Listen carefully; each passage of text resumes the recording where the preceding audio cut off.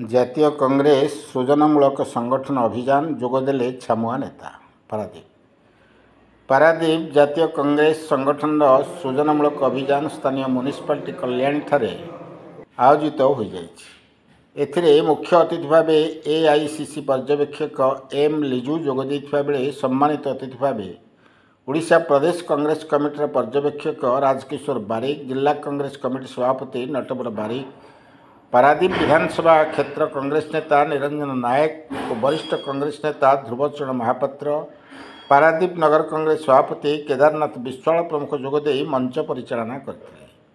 ପାରାଦୀପ ଅଞ୍ଚଳ ବହୁ କଂଗ୍ରେସ କର୍ମୀ ଓ ନେତା ବୈଠକରେ ଯୋଗଦେଇ ତୃଣମୂଳ ସ୍ତରରୁ ଦଳକୁ ମଜବୁତ କରିବା ପାଇଁ ପ୍ରସ୍ତାବ ଦେଇଥିଲେ। ରାହୁଲ ଗାନ୍ଧୀଙ୍କ ଫୋକସରେ ଓଡ଼ିଶା ପ୍ରଦେଶ କଂଗ୍ରେସର ସଂଗଠନ ମଜବୁତ ହେବା ଭଳି ସମଗ୍ର ଭାରତବର୍ଷରେ କଂଗ୍ରେସ ଦଳ ଭଲ କାର୍ଯ୍ୟ କରିବ, ସେଥିପାଇଁ ସଂଗଠନର ସୃଜନମୂଳକ ଅଭିଯାନ କରାଯାଉଥିବା ବେଳେ ତାହା ପାରାଦୀପରେ କରାଯାଇଛି।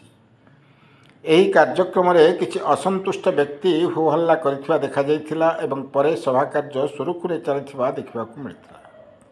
ପାରାଦୀପରୁ ପୁରୁଷୋତ୍ତମ ଶତପଥୀଙ୍କ ରିପୋର୍ଟ, କ୍ରାନ୍ତିଧାରା ନ୍ୟୁଜ୍।